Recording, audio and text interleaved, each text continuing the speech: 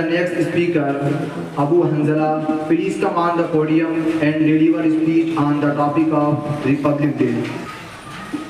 Assalamu alaikum wa rahmatullahi wa barakatuh.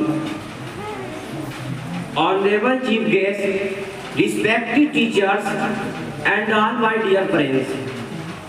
My name is Abu Hanzala. Today, I am going to deliver a speech on Republic Day.